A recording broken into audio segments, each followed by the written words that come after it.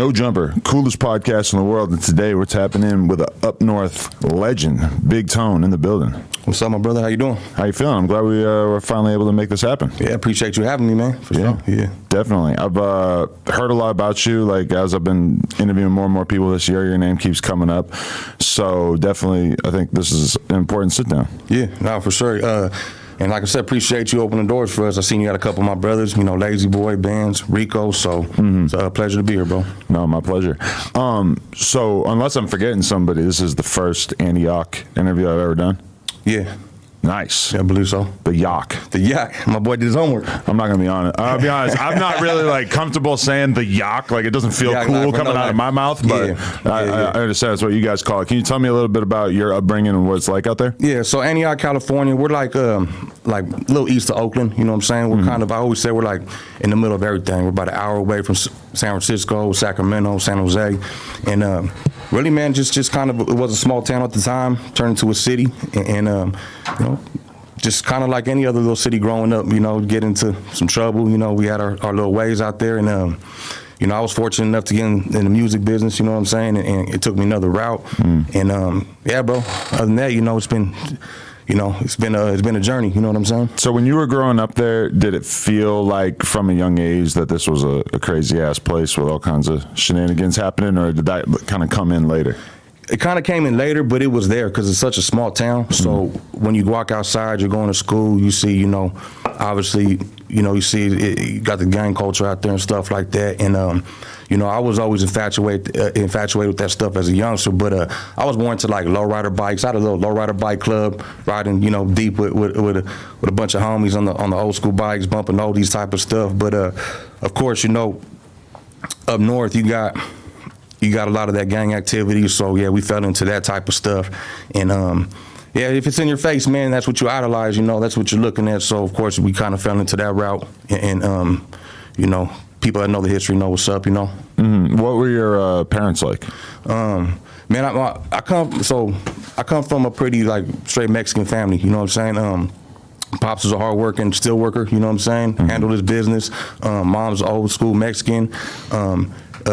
Yeah, man, I really don't have the super sad story, man. My pops did his thing to provide for us, but we didn't have a lot of dough. You know what I'm saying? So it kind of forced me to hustle. Me and my sister, man, my big sis. We both grinders. We wanted more. So, yeah, bro, we always grinding, man. I would run around, try to mow lawns for money, wash cars, and one thing was like there was also a lot of drug dealing and stuff like that around. So I would see the dope boys get money, kind of intrigued me. So I got into that real young. So obviously my mom's really I would say Catholic, kind of old school Mexican, kind of broke her heart catching me selling dope young, you know what I'm saying?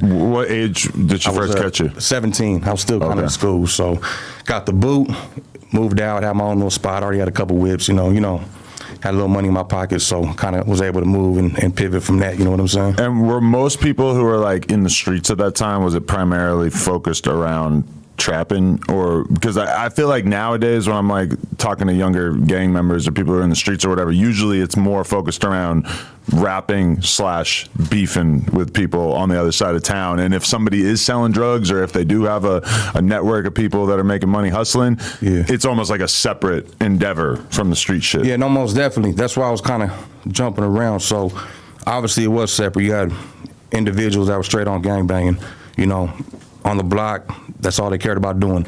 And then there was a separate set of individuals that didn't really trip on gangbanging. They were just getting money. You know what I'm saying? You're pulling up in nice cars, just getting money. So I was watching both. Of course, I was coming up with the homies, but I was also watching how the D-boys are getting money, and I was intrigued with them, going to sit down and have nice dinners, you know what I'm saying, the way they were running around chirping on their Nextels, you know what I'm saying, rocking jewelry. So I was like, man, I was intrigued with that lifestyle. So I kind of took a little bit of both, dabbled in what they were doing, brought it back to mine, and so we were kind of rocking that style. I was young, pulling up in like a pro-painted Cadillac on gold Dayton's already. I was still in high school, you know what I mean?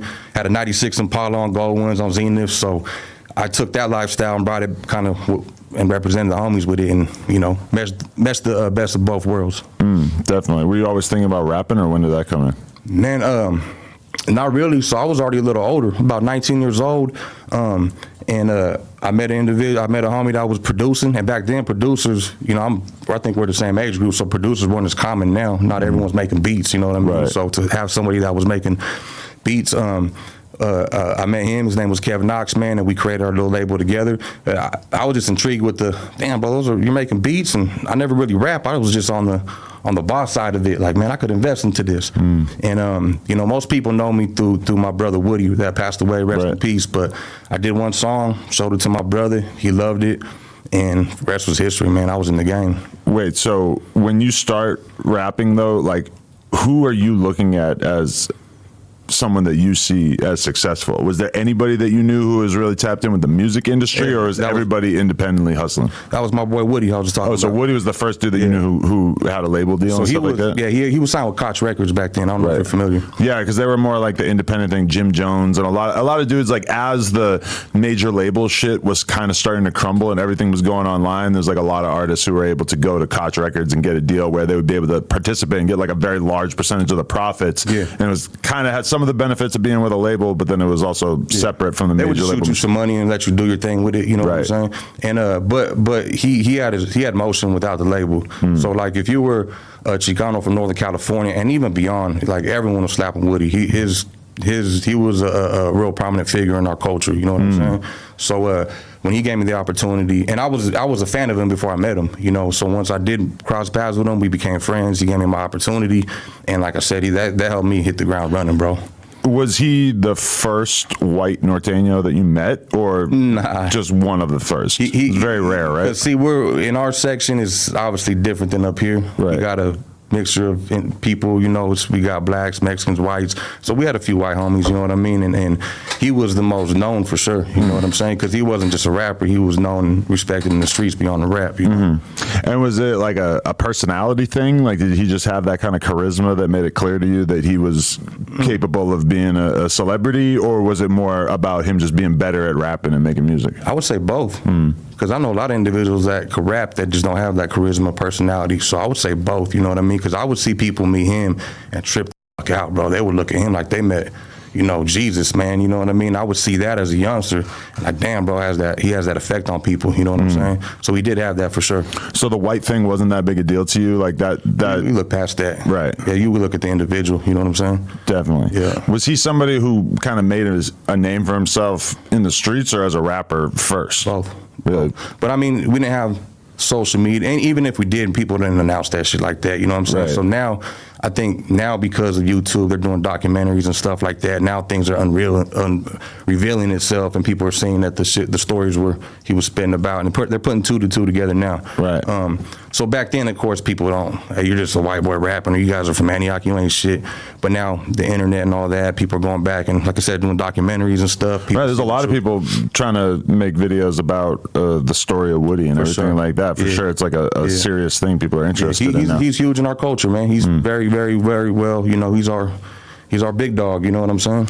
And like I always say when we're talking about like music from the 90s or early 2000s, shit like that, it feels like rappers were like much less likely to put their real life criminal exploits in their music. But one thing that some of these documentaries point out is that Woodie was like embedding little pieces into his lyrics that were talking about real life situations that people probably didn't know about at the time. Like, were you conscious of that? Yeah, he was intricate with that, man. He knew what he was doing, and he even said it in his raps. Like, I know detectives is trying to decode these raps. So that dude would play games. You know, it was real. So, you know, the police were on people. It was going down. So he knew how to maneuver it in a way he couldn't be prosecuted. And a song he did do where he was kind of creating a statement. He was already he already went through trial and won it and everything. So they have that, whatever it's called, I can't think of the word of it, called Double Jeopardy. Double They can't Jeopardy try you again. Yeah. Right. Definitely. But so, okay, he tapped in with you after you had only made like a couple songs? Or? One song. So it's a small town. We were already we were just young. Like I said, I was throwing the picture earlier. I was a young D-boy, chilling with the homies. We had our respect beyond our crew. And it's like it was a game recognized game. Once I met him, we just kind of hit it off, you know what I'm saying? Like, you know, hey, what's up, brother? I respect what you do. He respected, I hear about you youngsters out here. So when I did do a song, he was just like, man, you rapping now? I got to hear this. I pulled up on him. It was him at Mountain Mike's Pizza, him and Little Los, man. I pulled up, showed him the song, and he just told me, bro, I would love to get you on my next project. To me, I felt like I made it. Wow. I was like, shit, I'm on, brother. I didn't care about nothing else, but I'm on right now. And I just like, you know what, bro? I went and built a whole little studio, and I was like, let me perfect this a little bit better. I did kind of a better song, gave it to him. That song was actually one of the hits on his album too, so it did really well for me. It wasn't something he just put on and it got overlooked. That was one of the songs that ran it up, and heard a lot of people slumping it through the town. A lot of places I went, they were bumping it. A lot of car shows, they were bumping it. So it did good for me, bro. You know what I mean? From your perspective at that time, how big was this sort of Northern California rap scene? Like, because now we're kind of like used to there being all this underground street shit that ends up getting millions of views and shit like that, but like this is kind of like a new invention at that time. It's like relatively recent, in particular it being so embedded in the streets and shit. It's like this is something that was kind of new, it was kind of fresh. Like, from your perspective, was this something that you could become rich and famous for, or was this more like just a real expression of your street lifestyle? I think a little bit of both, but obviously if we could have been like it could have blew up more, obviously it would have, right? But I think because like it was new, you know, anybody that's early on to something is going to get the most recognition before it gets, I won't say cluttered, but there's so many people doing it now. So it was huge, but like I said, we're taking it back to the late 90s, early 2000s when most Chicano rap or homeboy rap was kind of on some cholo shit still. You know, like that was the stilo back then with the music. And so when Wood came out, he came out just like spitting, gassing, because he would listen to the shit we listened to, a lot of Bay Area rappers, you know, the 11-5s and the Andre Nicotinas and the, you know, just the Bay Area stuff, you know what I mean? So he came in with that whole style, man, and it just like shocked a lot of people, you know what I'm saying? And they weren't used to seeing that, you know, it was crazy. Definitely. So do you relate to that conversation that we've kind of been having on the podcast a little bit about if the north of California is a little bit like in terms of the Chicano rap community, are you guys a little too influenced by the black community? How do you feel when you see people having that conversation? I wouldn't even say influenced by the black community. It's just that it's just a culture thing, I would say. You know, like I said, because we have white people, we have black homies, we have Mexican homies. It's just, I can't explain it because I'm from a different time where we were kind of mixture of both. A lot of my OG homeboys were like super cholo, listen to oldies, low riders. We rocked the Ben Davis and Dickies and Cortez. I used to baby cuff my pants. I was on low rider bikes.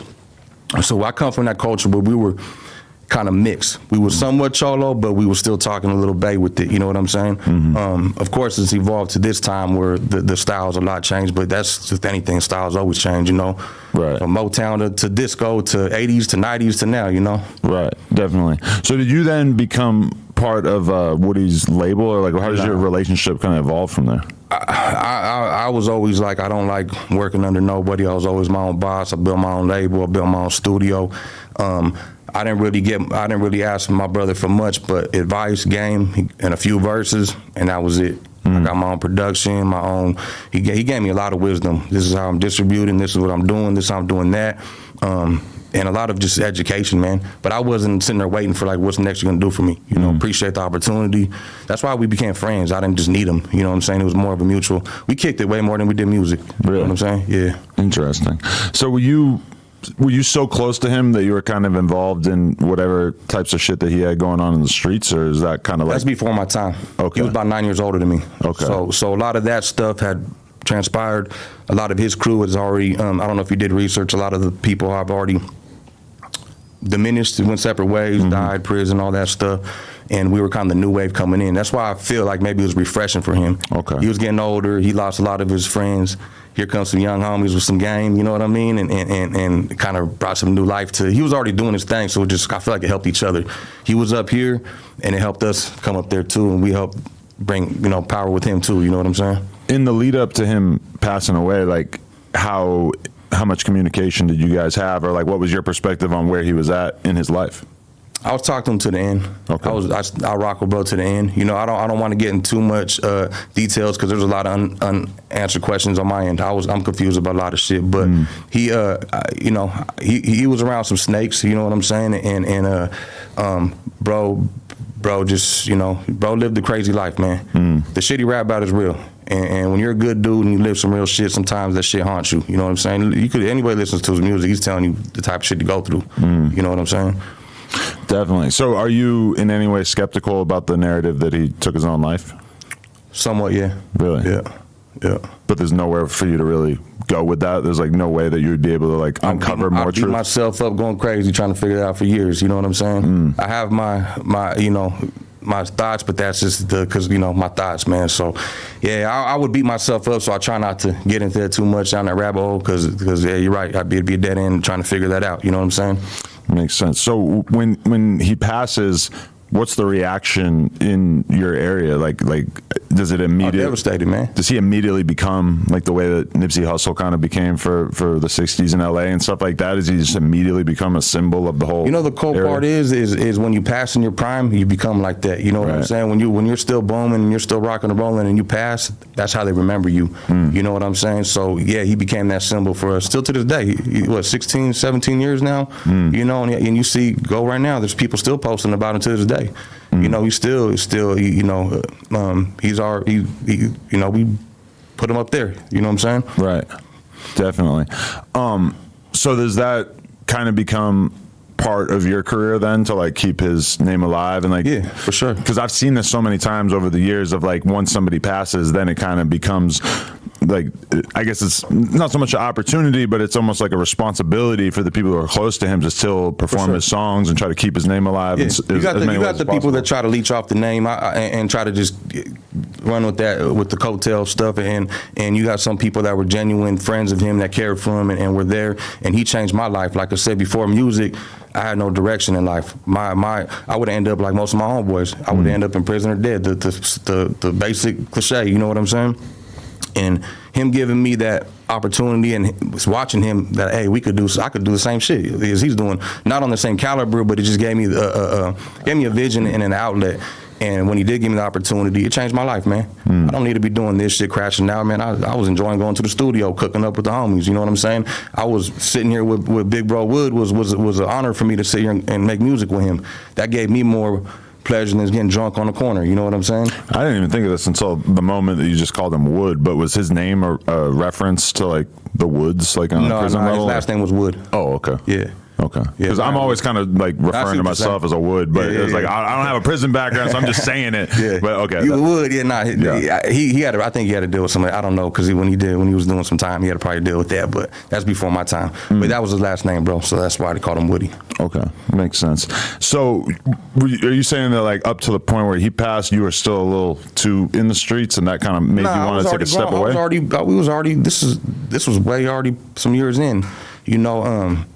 What was your question? Just like at that time, were you still like you kind of made it sound like you took a step back from the streets at the time that he passed? Was that something that I wouldn't say take a step back from the streets? We just weren't doing the. We just had something to work on. Just like any homies out here that got some shit going on, whether it's music, trapping, you know, any kind of business. It just gives you something to do other than just sit there and don't do nothing, you know what I mean? So it gave us a direction. We would chill. I had a little studio there. We would chill 30 deep at the studio. If you muted my first album, you'd hear nothing but drunk homeboys in the background, you know what I'm saying? So it gave us something to do, and it gave me a goal. Like, I could do this. If I become successful at it, it could open up more doors. And I was always been a hustler, you know, business orientated. So it just sparked that business mentality in me, you know what I mean? Definitely. So do you feel like your career went up from there? Like at what point do you feel like you were kind of at your peak or the height of your popularity? You know what's crazy is with the music, it's right at that time I was a new artist, but I was only marketing to gangbangers. That's all that. When I popped out in certain cities, it was love, nothing but from homies, but no one else recognized what we were doing. And I started doing different kinds of music, evolving, like mixing more R&B-ish into my music, and it started becoming more popular with like the females and stuff like that. So I would say, I don't know, the you know, the 2000s on up was doing pretty well, but I started evolving more into what I'm trying to do more is just more of a brand of myself, like not depending on music. And so, yeah, my music doesn't need to be the hottest shit smoking, but I do got a pretty good following on the fan base. There's a lot of love when we go out. So that to me means more than anything than actually just being a current hot artist, you know what I'm saying? Because you know as well as I know, that shit only has a short amount of time for every artist, you know what I'm saying? Unless they do something else with it afterwards. Right, definitely.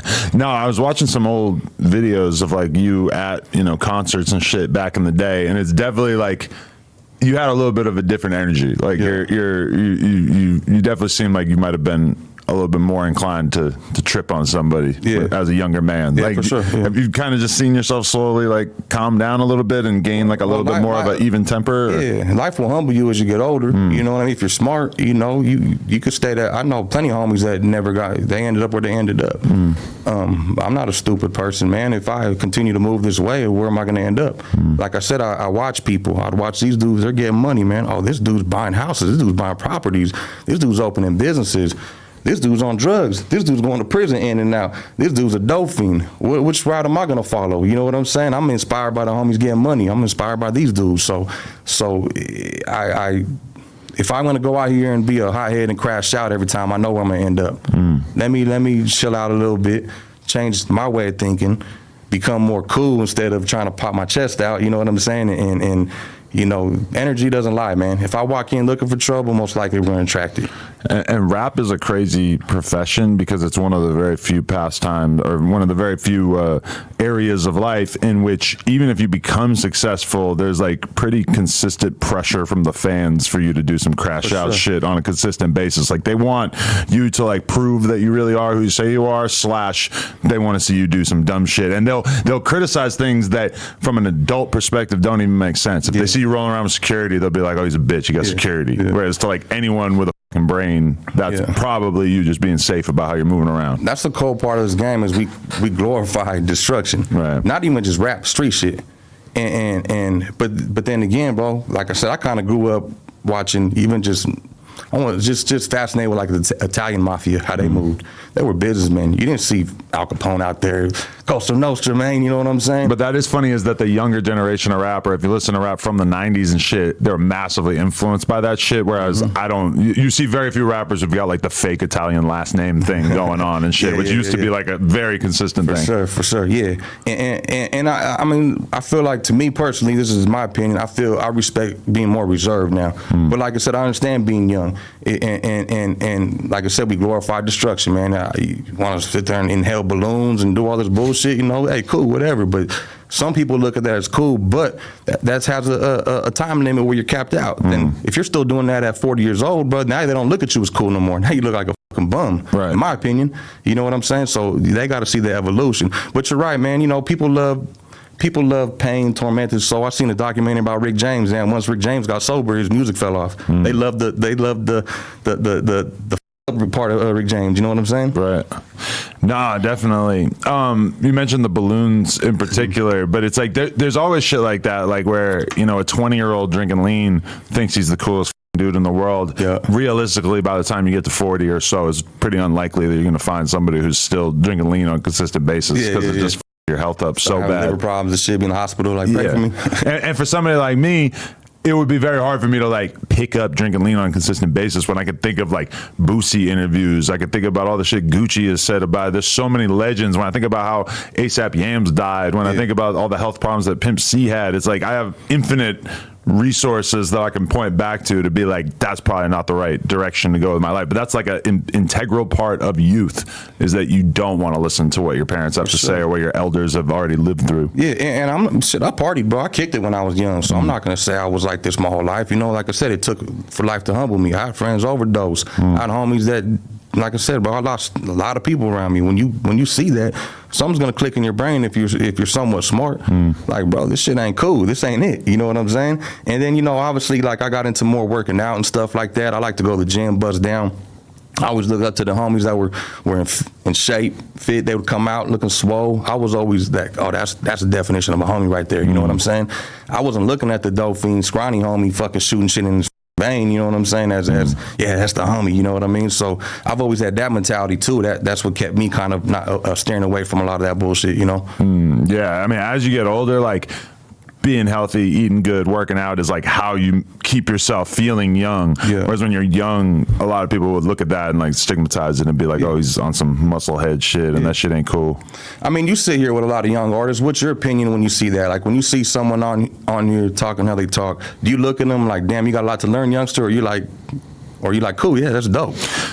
Yeah, definitely like a lot to learn. Like, damn, I hope you make this transition well. But the problem can be when you're talking to somebody who it's obvious that the drug use or the smoking on ops or the crazy gang disses or whatever, that's like integral to their success. Like the fan base wouldn't really be as interested in them if they weren't doing all that shit.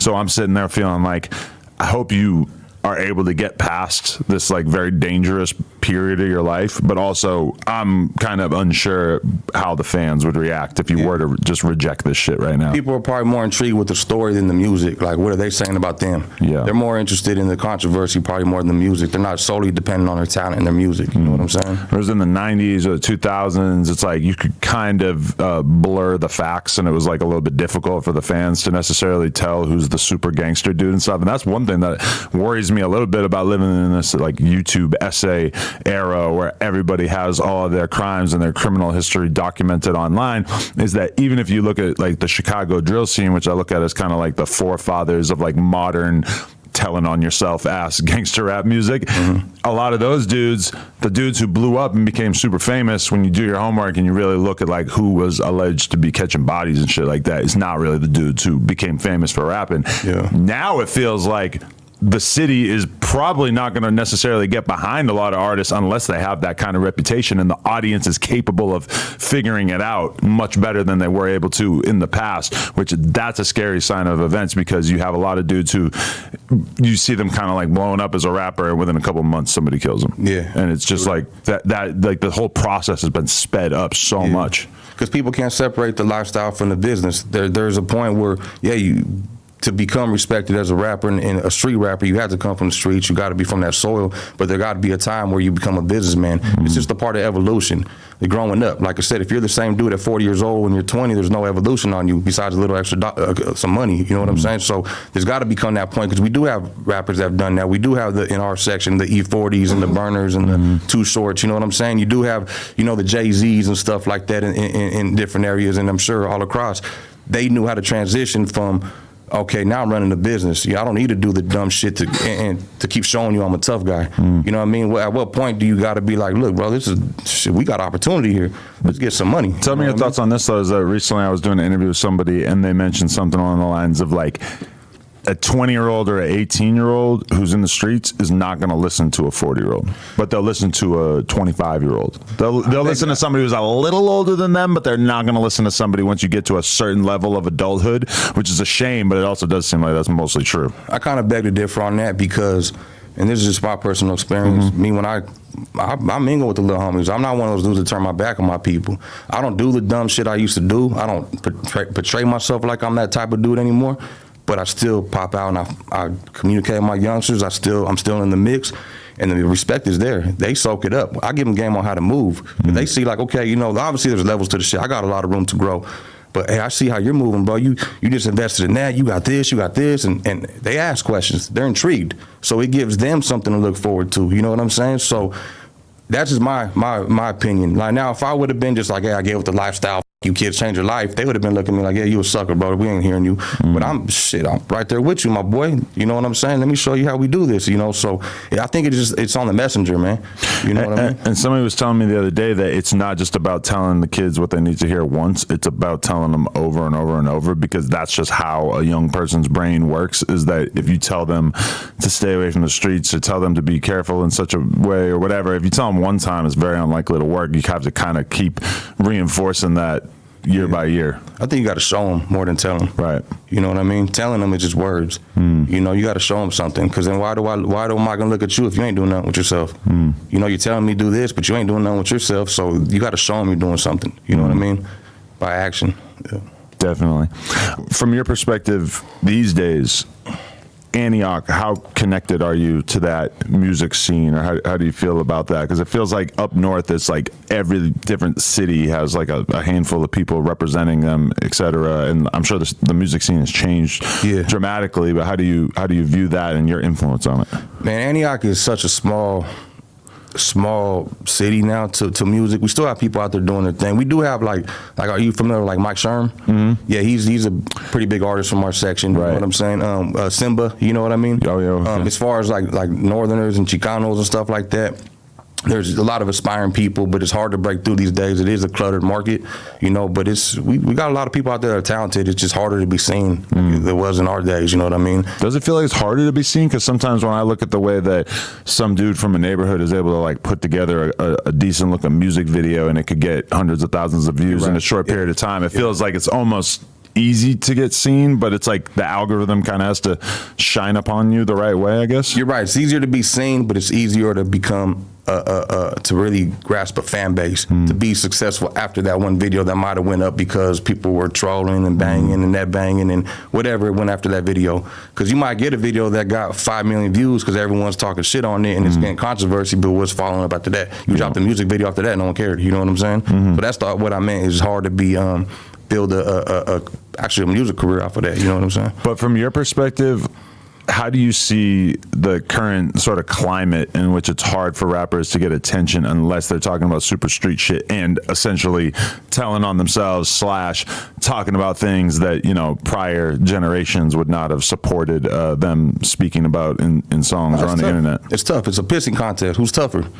You, fuck him. It's who looks the hardest, and it's just like I said. I think people are intrigued with, okay, these dudes gas these dudes. Let's listen to their ops now. You know, it's people are more interested in the controversy, and it's just appealing. I mean, I grew up listening to gangster rap. I didn't want to hear no positive shit when I was young, so I understand that's the music industry. I don't know, some in our brains that gravitate towards that, bro. We just people just love it in the streets. You know what I'm saying? Definitely. But like, do you still work with younger artists, or would you sign an artist who was on that kind of shit, or is that kind of not still work with artists? Yeah, point? I mean that shit don't stray me away from nobody. Why would I be like, hey, bro, that's contradicting myself how I grew up. I work with every one of the homies you had on here so far. Those are my people. You know what I mean? These are people I talk to all the time, bro. You know, I don't shy away from that because that's our lifestyle and our background, and that's what they're doing. They're telling their story and how they live. You know, why would I shy away from that? Now, like I said, when it's a one-on-one time with these artists, I try to give them some different guidance. You know, okay, this is what's working for you right now. I'm thinking 5 years ahead. You interview a lot of people that are booming. How many people stay booming 5 years from when they went up? Yeah, it's like some small percentage of the time you end up with like a really uplifting, inspirational story about like, damn, this dude, I gave him an interview when he had 20,000 followers, and now look at him, he's got millions of followers and he's making all this money, he's doing great. But then more often than not, there's the interviews that people don't really remember that well, or the ones where the person's life goes in a catastrophic direction, and you end up just looking at the interview like, damn, that's kind of a sad story. Damn, homie, in high school, you was the man, homie. Damn, homie is right, But I don't know. It's like, it's crazy because like interviewing underground rappers, in particular street rappers, it is like, it's just a roll of the dice. Like if you interview 100 dudes, you're probably going to have like 5 that achieve some legitimate amount of success, and then, you know, a large percentage of the rest of them might go a different way. The ones that achieve that success, they obviously got to do something outside of rap. A lot of times. Most of them. Because, all right, could you name, I'm curious, name an artist that you know that's achieved a lot of success, that's been around the past, say, 4 years, that's like still just crushing it on numbers and everything. I'm just curious to know. I'm really. A lot of times it becomes kind of like, you know, you go from having this like extreme upward trajectory towards you have to develop like a grind, like a consistent workflow, et cetera. I look at somebody like OGZ from Shoreline Mafia, in my mind for sure. Who like pretty much the most like influential Mexican group from LA in the last 10 years, or really maybe ever. And they come out, shout out Cypress Hill, but they come out and they do their thing and they have this like explosive moment. And then once that kind of levels out, somebody like him has to figure out like, okay, how am I going to make X amount of dollars per month so that I can keep this lifestyle and continue this thing on? And that's when you really kind of start to see who's got legs in their careers once you stop having your viral moment and you have to figure out how to have a consistent moment, you know? That's crazy because that's probably one of the only names I'm thinking from out this way that I could think of, you know what I'm saying? Because like when we go back our way, we do have individuals that done well for themselves. You know, you go think of like the Burners that did music and created one of the biggest, you know, cannabis companies, you know what I mean? That's I got a a lot of point, individuals like E40 did the wine, you know what I'm saying? My brother AWAX right here, he's got a very successful business on what he does outside of music. And I see that, so when people utilize the music to help promote their brand, I think that's how they stay more in the mix. Because eventually people are gonna get tired of hearing your voice. I just, it sounds up, but it might be a cool 5-6 year run, but eventually the next generation to come up and be like, damn. You have to have real artistry to survive on just your music. Like a name that comes to mind when I talk about Northern California is like pretty much Mozzie's like kind of the blueprint for how you can just really be focused on the music and remain relevant for all those years, which when you think about it, 10 years ago, for you know the average viewer, we kind of get introduced to Mozzie and this crazy ass story about all this beef and crazy diss songs resulting in killings, etc. And that only is really going to like fuel your career for so long. For him to be able to still be so popular years and years later, that's a different skill set. Yeah, that's a perfect case in point where people like to see evolution. If you would have just capped out on that street shit, it would only went so far. But there was evolution in that career. He was getting more money, making bigger ties, you know what I mean? And people were seeing that, so it kept people interested because he kept growing, you know what I mean? And when people see that, they stay intrigued. But like you said, if 5 years went down the road and you're still in the same neighborhood rapping about the same shit, there's going to be a point where like, cool, on to the next, you know? Right. Definitely. So, okay, every time one of you Northerners comes on this podcast, it becomes a whole... Northerners. You like how I said that? It becomes like a controversy, but I feel like the controversy never really seems like it's coming from the Northerners. Like once in a while, there'll be some little sub disses thrown on their Instagram story or whatever that people will draw attention to. But for the most part, it kind of feels like you guys get a lot of grief, a lot of bias against you, but it's not necessarily something that y'all seem so concerned about. Yeah, I've been seeing. I mean, I watch you watch what's going on with the new generation, the internet and stuff like that, and I think we move different. There's no reason to.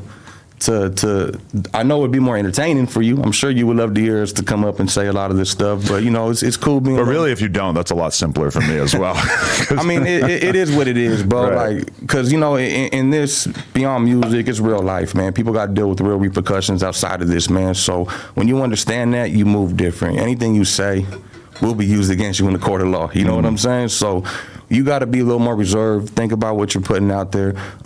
Everyone knows what time it is that's involved, and that's all that matters. You know what I mean? And you know, even me coming out here, bro, I know where I'm at. I don't need to come out here disrespectful and disrespect anybody. You know what I'm saying? I move strategic. I actually come out here a lot. I have business partners out here. I come out here with my old lady. We go sit down and have nice dinners out here.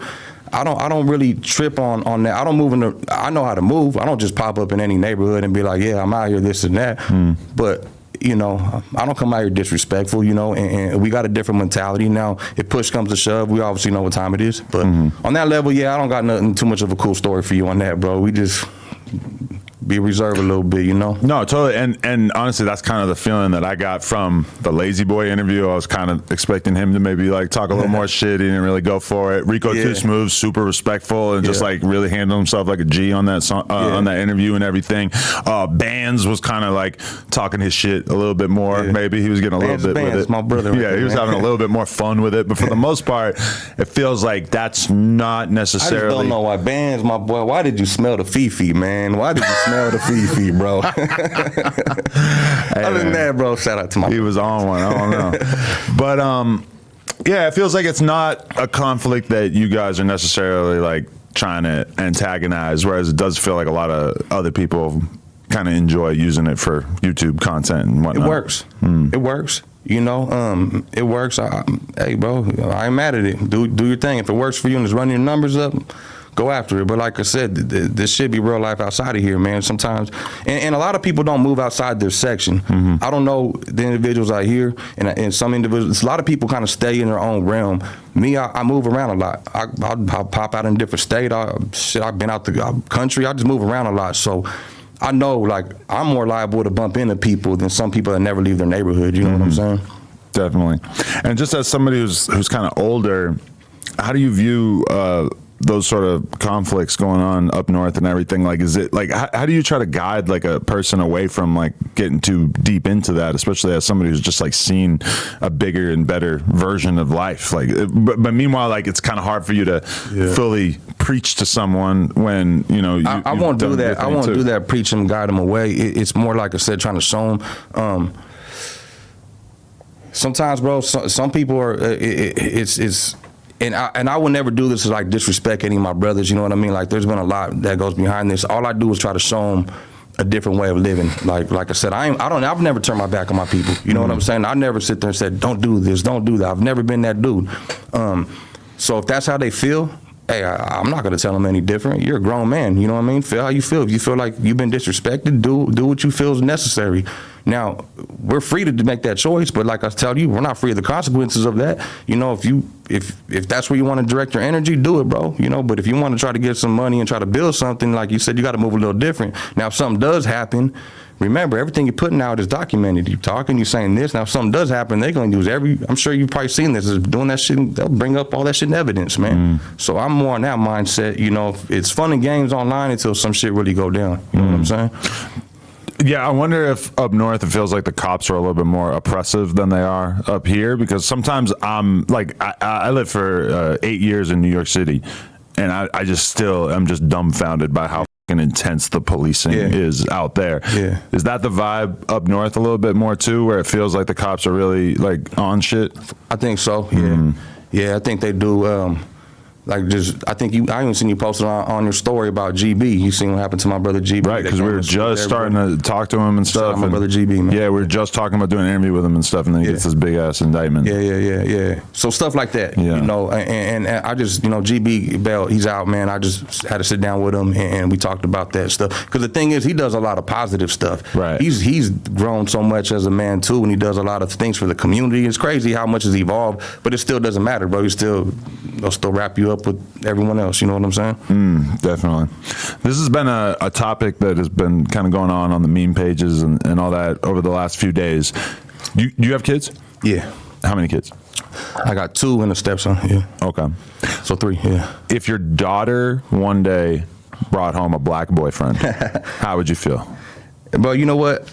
Like I said, I'm from the Bay, so we think different. I judge on the individual, not necessarily that. Right. Now, it's the individual. You come in disrespectful, you come in and I can see you're up to no good. I don't give a if you're white, black, Mexican, any of that, bro. You're a piece of shit, dude, I can tell. You come in respectful, you a man, and you present yourself right, and I can see you got a head on your shoulders, but I'll shake your hand. You know what I'm saying? So it all depends on the individual itself, man. I can't, you know, we all have, even I'm Mexican, I love my culture, but we have fucked up people just like every other race, bro. We got, just each person is case by case, man. So the race card don't fly with me. It's the individual. You know what I'm saying? And especially like, I feel like you got to meet your kids on a logical level at a certain point, and I feel like in this modern TikTok climate, telling your daughter that she's not allowed to date whoever the she wants to date, like based on their race and not their character. To me, like you're kind of asking to create a rift between your kid right there, because your kid is most likely not going to have the same prejudices that you have, you know. So I'm on board with you for sure. It's about the individual. I understand the old school way of thinking, and sometimes it transpires to the new generation, and up here it is a little different politics, you know what I'm saying? I think it's been separated more than we have been. So I could understand, not agree, but understand why certain people think that way, because it's been instilled in them. You know what I'm saying?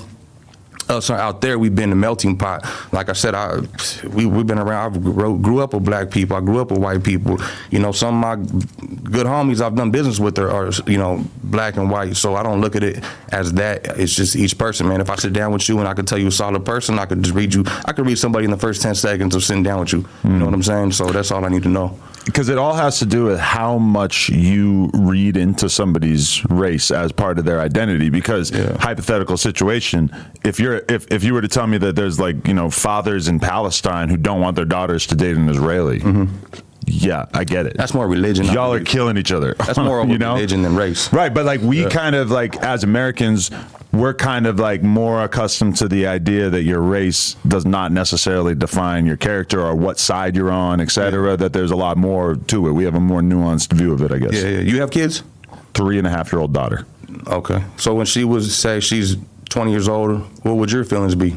I mean, same thing you said. It's like if the guy seems like he's a good guy, if he seems like he's got a good head on his shoulders, for sure, I'll fuck with it. If he comes in with on some cocky, egotistical shit, that's like a dad's fucking worst nightmare. If he comes in all pilled out and exactly, like he got a pistol on his waist or something, like, I know I've been around this shit too long. He's not with my daughter, man. Yeah. My worry would just be like, is she going to take you serious when you tell her that? Or is she going to decide to go full rebel? And really, that's up to you and me, how we raise them. Like, I'm blessed. My daughter's 17 years old. She's a good kid, honor roll student, got her job. She got her head on straight, you know what I'm saying? And blessed. It could be luck of the draw, but that's up to us to instill that in them. But do you feel like she has any kind of like lurking fascination with the street stuff that you come from? The opposite. Right. I tripped out on that. I figured she might, she would have. Some percentage of kids are just going to reject it. Yeah. And it's cool. Like, you know, she don't glorify that. She's just like, that's when we go out and people take pictures, they just step back. You know, they're not intrigued with. I think they've been used to it. I've been in the game a long time. They're used to it, so it's not such a big deal to them. You know what I mean? But if I was young and my pops is a superstar like that, I probably would have been hella juiced. You know what I mean? Right. But yeah. But has she ever like told you like, hey Dad, I watched this little YouTube video saying this about you? All her friends, her friends, they're probably gonna see this and tag her, and she's like, all my friends are you know, for sure, But I don't think she that doesn't get to where I'm telling you, she's a smart girl. I'm proud of her, you know what I'm saying? Right. Because I mean,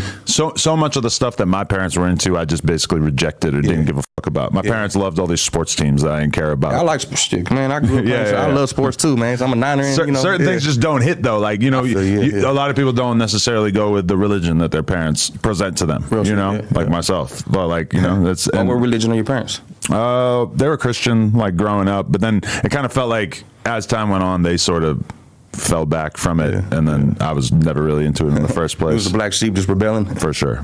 Yeah. Nothing wrong with that. Definitely. Yeah, man. Okay, so I got to mention the haircut.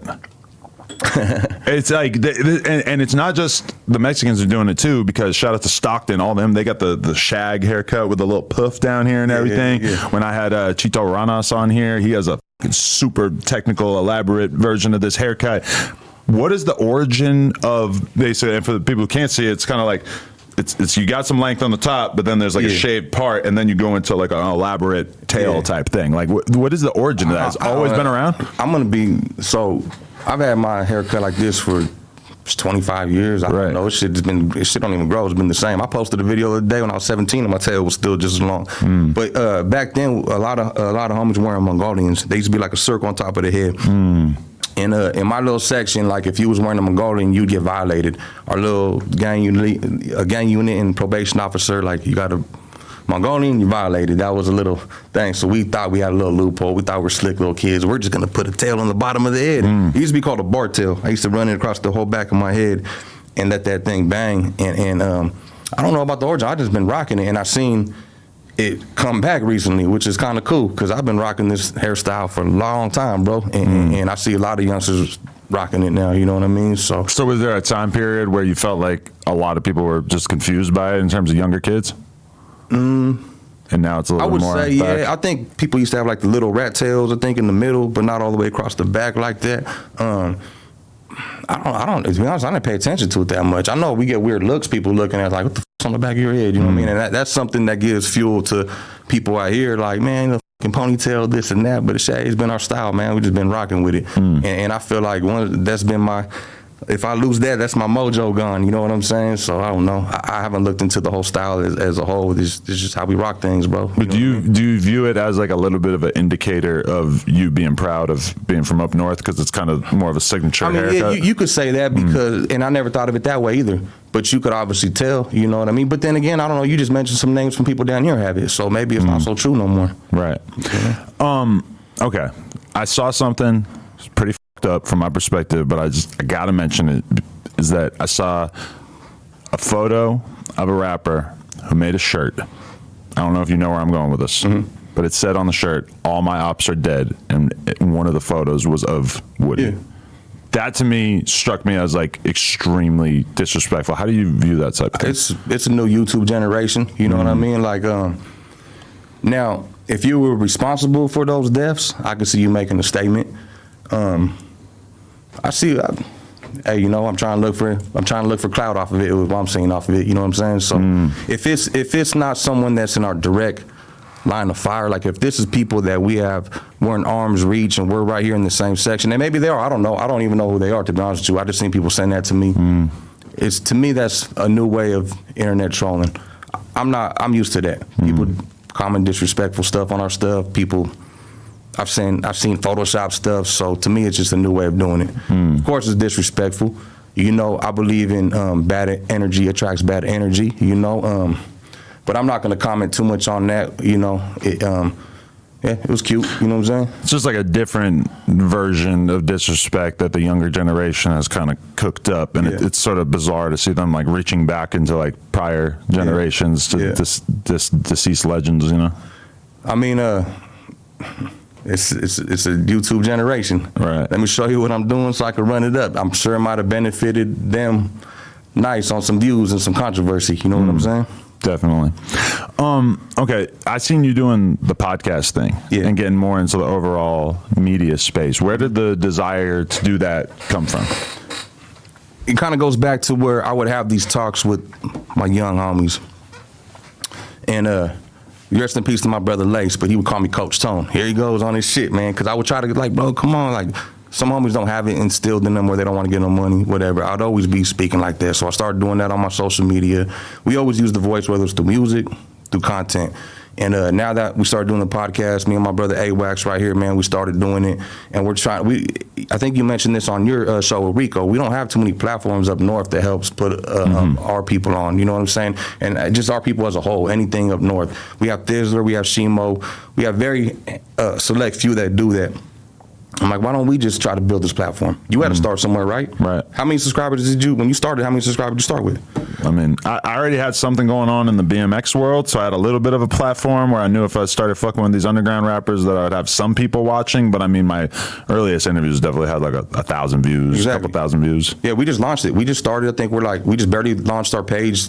We just monetized, like a week ago? We just barely started, you know what I mean? We've done a few, but as far as like really putting a podcast on the page, we just started. And same thing, we already have people paying attention. We already got somewhat of a thing going. Let's utilize this, build a platform. We have a lot of respect in our community with our people. Who's better to do it than us? You know what I'm saying? Right. Besides the Game Podcast, tune in. Yeah. So, who's the best guest from your perspective that you've had? And do you prefer to have conversations with people like outside of your usual circle, or do you enjoy doing the sort of like boss talk with somebody like Rico who's, doing stuff that you've done? You guys are both like part of the same lineage in a way. So we're trying to build with our foundation up front. I'm working with people that's comfortable, that I know off top. We have to build somewhere. That's our foundation. Let's build with the people we already work with. We know we're already well acquainted with these individuals, and just when me and Wax sit there and talk, me and him bounce game off each other so much that we kind of create our own. Sometimes we don't even need a guest, but it's like let's involve new people. So I can't even say a favorite. We only had, how many guests we have so far, Brody? Like 3, 4. Yeah, like shit. I've had we just GB. We just did an interview with GB. He's about to drop. My boy Track Money P about to drop. We did Rico. I'm drawing a fucking blank. I don't know why. Lazy. We did Lazy Boy was our first one. Rico and why am I drawing a fucking blank, bro? D. And D Cisneros, my boy D Cisneros. Shout out my brother D. Yeah. From your perspective, what does Northern California need to keep growing and succeed? Like I said in that interview that it would be great if the North had 10 Thizzlers, which when I think about it, that is kind of like a lofty goal, because it's like there's only going to be as many media platforms as there are things to cover, So it's like if there was 1,000 rappers popping off from Northern California, maybe there would be 10 Thizzlers. But from your perspective, what holds Northern California back? And just my opinion, I feel like artists need to step their life up before the music. People are trying to, like you said, use the beefing and the shit as a crutch, you know what I'm saying? People, in my opinion, respect success. So when you mention other artists that elevated, they started with that, and as they evolved and became bosses and they built their life up, people follow them more. If you're just dependent solely on the drill shit and this and that, it's gonna cap out, you know what I mean? So I think that's the mentality of us, is just let's keep showing how tough we are. And I'm not saying just Northern Cali, just in the youngsters in rap, you know what I'm saying? Now in Northern California, man, what would be your opinion? Let me ask you that. What is holding Northern California back from really taking off? I mean, I feel like LA is going through a lot of the same problems, honestly, is that just like it's a very regional sound. Some of the beats and stuff don't necessarily translate so well to the rest of the country, but there's scenes all over the country that have that problem. If I were to play you a bunch of Bronx drill right now, you might be like, yeah, that's cool. Like that's dope. They're doing their thing. But like sonically, I'm pretty sure that your ears would reject it because you've been, brought up in a different culture and like a different style of production and stuff makes sense to you. A different flow makes sense to you.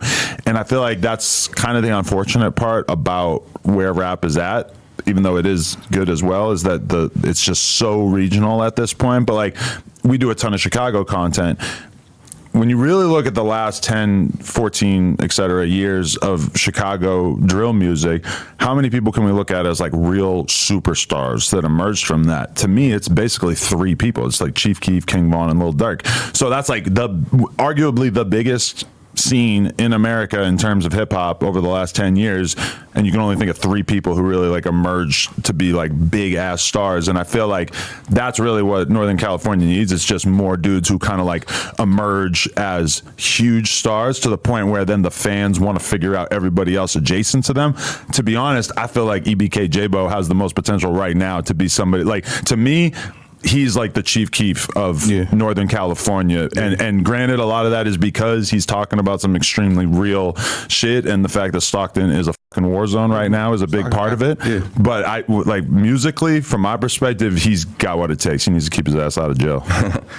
I feel that. But tell me this, you've been around long enough. How many times have this circulated? We've seen Bronx have its time in the beginning. You've seen New York, go back to like Biggie and all that time, right? We've seen Atlanta, Little John throwing elbows. We've seen LA, Snoop Dogg, Dr. Dre, Ice Cube. We've seen the Bay Area, the E40s and the Andre Nicotina's and the people paid too short, you know what I'm saying? It's been circulating, comes full circle. So I ain't gonna lie, I think it is gonna come back eventually to Northern California. It may not be one, it may be, it may not be, but there's gonna be somebody from Northern California that pops is gonna be the next one up. It just comes full circle. We've seen all those areas. Right now it's Chicago, Detroit, very hot music scene. But like I said, you've been around a long time. How many times have you seen it come full, just go around from different regions? Right. Each region has their time where they're like on fire. You know what I'm saying? And even like just in terms of there being like big Mexican rappers, we're still kind of, it feels like in the early stages of that. I think Texas got looking at Texas, I'm saying I feel like OT, that Mexican OT is like emerging as like a massive star on a level that we maybe haven't even seen before. And there's like a lot of other like really good indicators that's like that the Mexican community is kind of like finding their voice and their identity through the music more than we've seen before. For sure. No, for sure. I think they got a good thing going in Texas right now, man. And bros kicked open some doors. When I seen him sitting on Joe Rogan, that was a huge, like, oh shit, that's a milestone. But he has the personality to support that, which is very fucking rare. But that's everything. You can't just be a rapper. You have to have the whole image. You have to have everything. It's been like that. Who cares about just a rap? Like back in the day when all you heard was just a voice and you didn't know the image, it was different. Now people have to like you more than the actual rap. And if they like you and you got talent, that's how you win. You know what I'm saying? That's where people solely depend on. They're just in the studio, but they don't focus on anything outside of that. Focus on your image. That's why I was going back. Boss your life. People got to see something. And if you ain't on that level, be a personality that people love. You know what I'm saying? Something like that. Do you think that the North-South divide holds California as a whole back? Not really. That's just a small, there's billions of people in the world, brother. You know what I'm saying? That's just a small section of people. We only got California is a small section compared to the world. A lot of these big artists you mentioned, they're capitalizing on millions and millions and millions of streams. Only a small section of that is California. Now, mind you, it does transpire into different states. There is this stuff like, we just went to Washington. That shit was active as I'm like, man, Washington was going crazy. It does transpire into other states, but still, at the end of the day, it is a small percent of people. So if you could hold your own, you don't need the support from here or there or the hate. You don't need that if you could just become a big artist. Because every artist that blows up has ops. Name one artist that doesn't have opposition. Right. You know what I'm saying? Yeah. No, totally. Yeah. I mean, that, like, you know, it didn't hold back all those rappers from Chicago that I just named, that there's like, you know, many hoods out there that have like crazy intense rivalries with them. It's all just about being smart and moving the right way. And I think it's also about like embracing the talent early on, because even just like when we're just talking about Stockton, I mean, like there's multiple rappers from out there and shit who realistically could have been Brisk could have been huge. Yeah, Stockton's gangland. Yeah, I think Brisk was from Sac though. Yeah, he was from Sac, but he was like super tapped in with the whole EBK and everything. Something different too, right. man. And them, like you said, you mentioned Mozzie, and you got, you know, CML. You know, you got two different spectrums right there. You know what I mean? Both respected individuals, but who you rocking with? I don't involve myself in Sacramento politics. I'm not from out there, but I know people that do.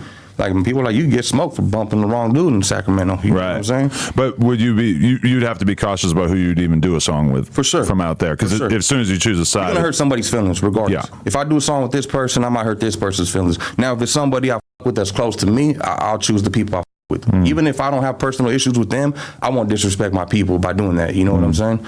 So yeah, it's always like that. Rap beef politics is always, it's a chess game, bro. Definitely. Feels like for a lot of people it's probably advantageous to just not affiliate yourself, but that's got to be tough too. You want to make music with the people you like, and it's going to be tough I think it's actually easy if you can hold your own weight. Like I said, I don't need to be the big rap star. My catalog does really well for myself. My businesses do well for myself. I don't really need to ride this rapper's coattail, need to do that. So if you build yourself up enough, you don't need to do that. You can just hold your own weight. You know what I'm saying? 100%. So what else you got going on, or like what are your focuses at this point in your life, business wise, family wise, etc.? I mean, there's always the hunt to grow. You know, we still, I think all of us try to figure it out. Like, yes, I'm very content with what we've done, and I'm still trying to figure it out, man. What's the next move? You know, we've done good, supporting the family, we're making money, we're doing well. What's next type of stuff, you know what I'm saying? I keep dabbling in different investments. I win some, lose some. And right now I'm trying to figure out what's the next thing. Like, I don't know if you ever feel that way. You've been doing this podcast thing for a long time. Like, are you very just content, this is all I want to do and retire, or is there something else? You know what I mean? I'm the same thing. Do I want to just kick back and chill, or do I want to figure it out? Right. So I'm kind of in that, like, hey, trying to figure out what I want to do next type of stuff. I'll have weeks where, you know, I do 10 podcasts in a week, and then at the end of the week, I'm just forced to like think about the fact that, like, yeah, you were grinding, like working the business that you've created for yourself, but you didn't even have 10 minutes to think about what the future might be.